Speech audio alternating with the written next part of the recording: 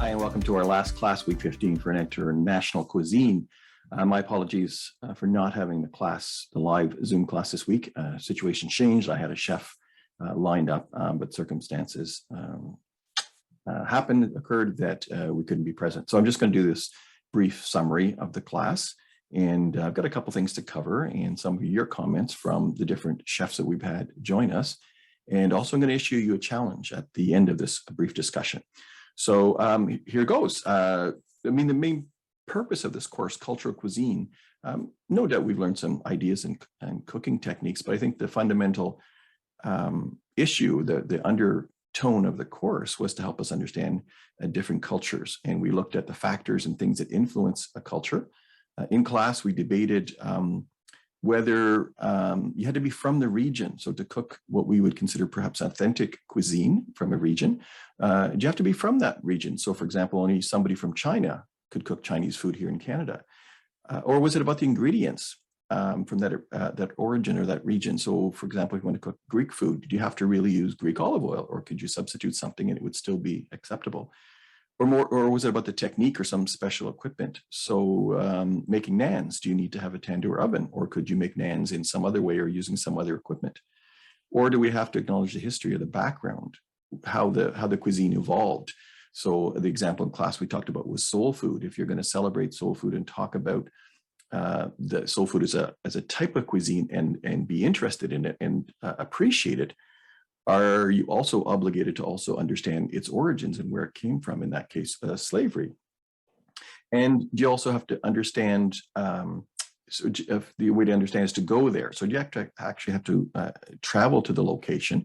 And Chef Reza talked about that, about whether, that region in the whole Caribbean region is one dish appropriate to say it represents the whole region and all the different people and cultures that are grouped together in that one region.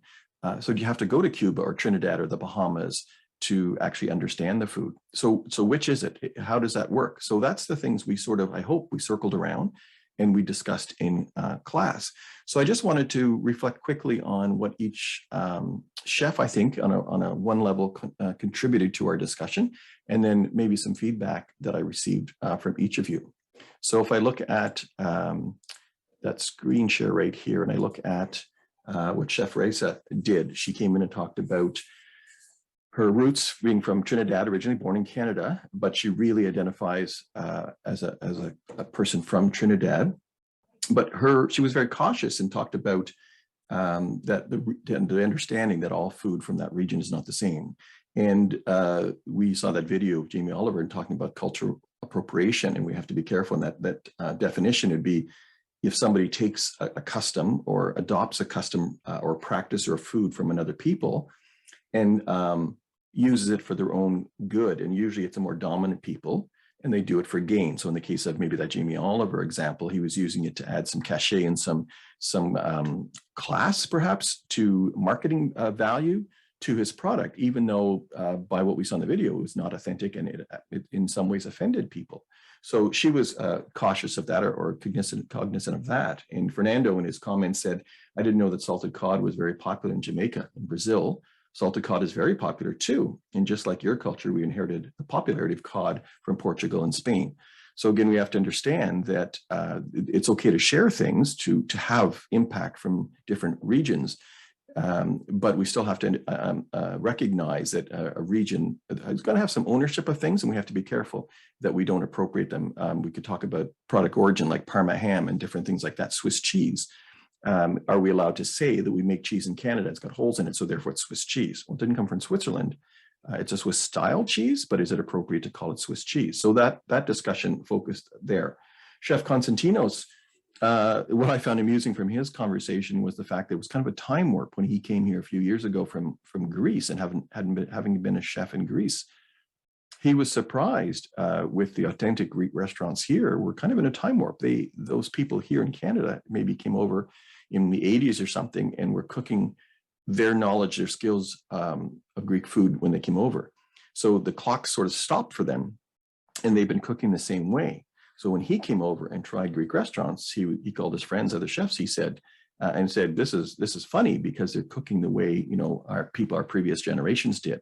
So they're not cooking authentic current Greek food. So things have changed. They're both authentic, but the timeline has changed because those expats were here and had not sort of, I guess, kept up with the modernization of a cuisine. So a cuisine is not necessarily static either, right? It's not a point in time that stays that way. And he talks about olive oil. So the other point was, is one ingredient important? Is it about the ingredients to make the food authentic? In his case, he talked about olive oil, and he talked about olive oil production is third in the world after Spain being first. But Greece is the highest in consumption. Each person on average consumes 23.7 liters per year. That's almost two big pails. So that's a lot. And he says there's not a lot of export because it's such high quality and the people consume so much that there really isn't much for export. But they'd won a competition, and it was important to the culture, the food as an ingredient. To him, it was important that, again, he's a little biased because his family has an orchard, but for him, that ingredient was kind of important. Then Maria talked about Mexican food and the importance of that heritage component of how it does connect to the background, and some of those techniques and dishes do stay locked in time. So kind of the opposite of what Constantino said, that it is okay that we're still cooking the way we did 100 years ago or 1,000 years ago, because that's part of our heritage. That sort of locks it in and creates an identity. So we're not sort of grouped in with just a whole other group of people. And Paul said how each different region in Mexico is still so heavily influenced by the indigenous people of each region, and combined with the Spanish or European cuisine to various degrees, but they're still holding on to traditions. And so that again speaks to the idea of it's important that the technique and the way it's done is sort of timeless, does remain. Then we had Rowan talking about representing Lebanon, and she was talking about the regionality of the food. So it's hard to just lock something in on a political border. It's more that region of the world, and it's evolved over hundreds or thousands of years. And Amy shared that the main undertaking, the takeaway that she understood from the presentation, was that there are certain dishes that can't be named for one particular country or a culture, that there's influences that make it so. So instead of claiming a dish, it'd be best to suggest the influences and how it came about. And she was really impressed with how Rowan discussed and opened up her thinking of what we know of the origin of dishes. So Rowan was focused more on you could use ingredients, you could vary the ingredients, you didn't have to be so quite accurately true to them. The spirit had to be there, but it was also a region. It was shared, perhaps, or influenced by other people. And then Chef Sunina from carp, the swan and carp, she talked about the technique. So remember, she was making the kimchi, and the ingredients could be varied. It depends on what you had available, but the process of how to make kimchi is the same, the way her mother did it, and everyone has done it. So now the technique was important. It doesn't matter if she makes it in Canada or her mom's making it at home. It's still authentic kimchi. And we even talked about the cut. Does the cut matter? Well, it depends on what you want to do. And if you want to accelerate the fermentation, then you would perhaps cut it smaller. And Sarife noticed that she was very surprised when she made the rice porridge, because she thought she was watching a classical way to make kimchi, and she was surprised. But as she said, students can improve themselves by learning from very talented chefs. So we have to be sort of open-minded and look for those opportunities to ourselves to learn more. So I'm hoping that the course was enjoyable, that you learned a lot, that you took stuff away. So for me, food is a vehicle, I guess, a way to help us to understand a different culture, another culture, and people that are different from us. So food, I think, allows us to acknowledge that we are different, and we should be celebrating those and encouraged to learn about the other people, rather than looking at what's different about us and sort of criticizing that, or worse, marginalizing people. So food is a way to be excited about the fact that people are different. And I have to thank all of you for, I really enjoyed this class.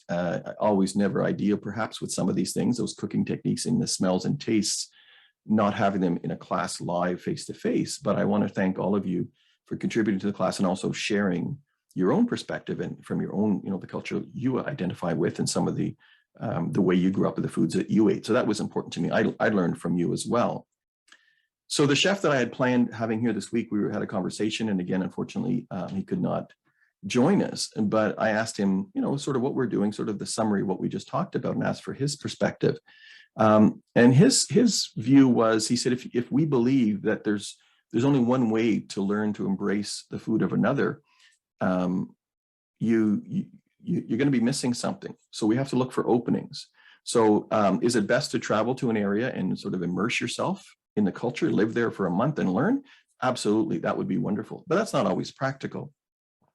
And if you wait just for that perfect way to learn about another culture or the food of another culture, you could be waiting a long time and perhaps never get the opportunity. So he and I talked about alternatives. So perhaps we can have a local chef like we did in class. We have a local expat chef in the region that's an expat and is invested in their cuisine and knows about the cuisine. Even somebody like Maria who's traveled to Italy and different places. She's learning about other cultural foods other than herself. But if she's talented, she could still teach me about Italian food, even though she's Mexican and went as a Mexican chef to Italy to learn. She could still transfer those skills to me. So that could work. Local grocers, ethnic grocers, you could go in there and perhaps to get the ingredients. I've often been in ethnic grocery stores and seen sometimes a little old lady and asking her, how do you cook this? What do you do with this?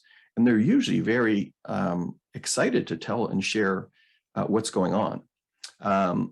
Another option, work in a local restaurant. If you find a business locally that's perhaps has a reputation for quality food or, again, an authentic way of cooking, maybe you could get a job there, even just part-time or helping out with special events or, in the busy season, Christmas seasons or things like that, and learn from those people and tell the chef you're here to work. You want to make a bit of money, but you're really here to learn about their heritage and the culture of the food.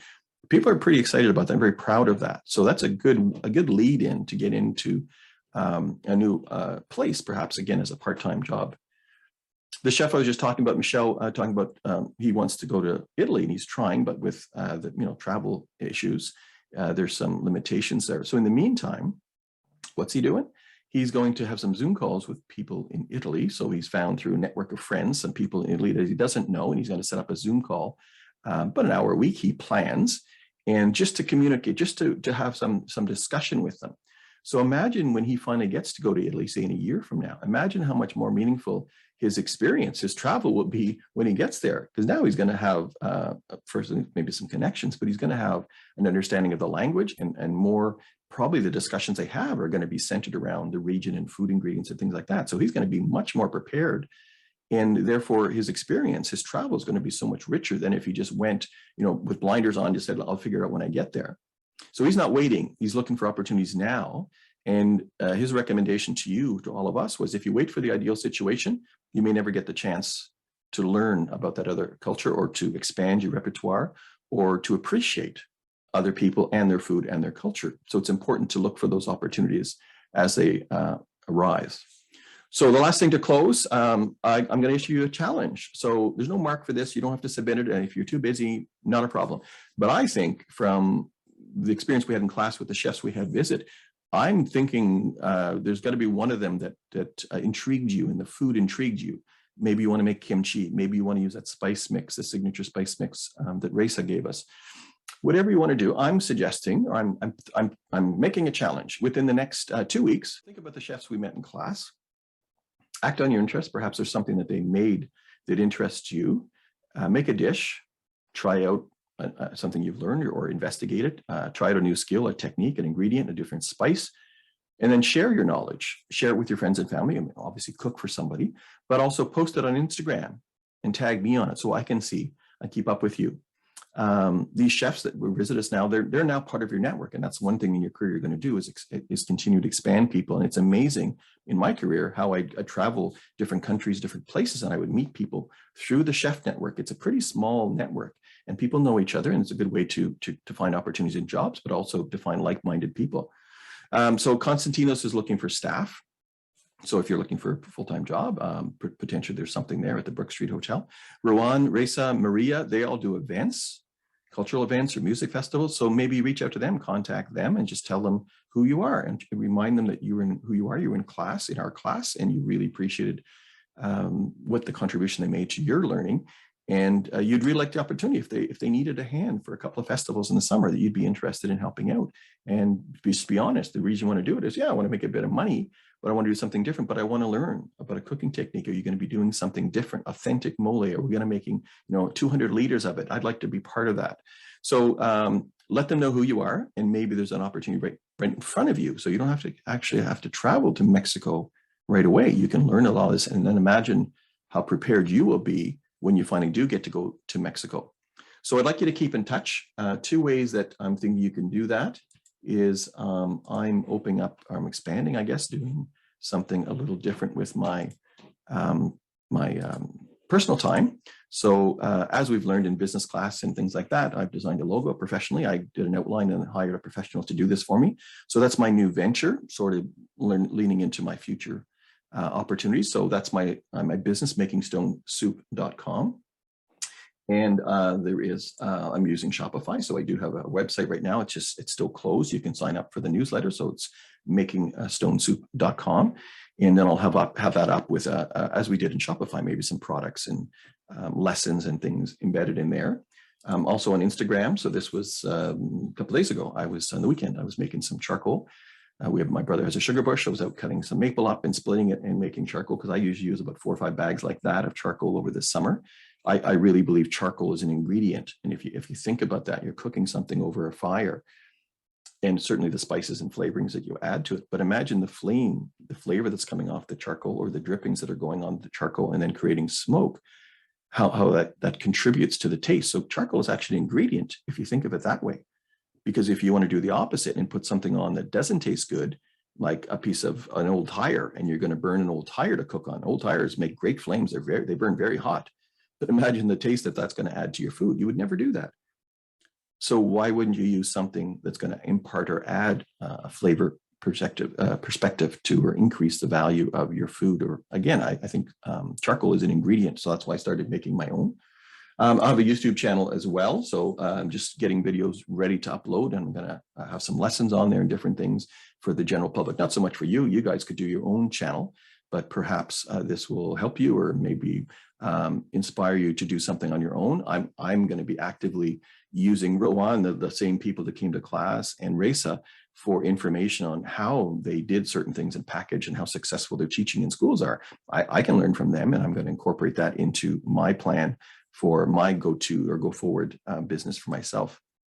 So again, I just want to thank you for participating in the class. It was my pleasure to have you. I hope you really took a look at food and expanded your repertoire, but also your interest, and you use this as a vehicle to help understand other people. Great to have you. Thank you, and take care.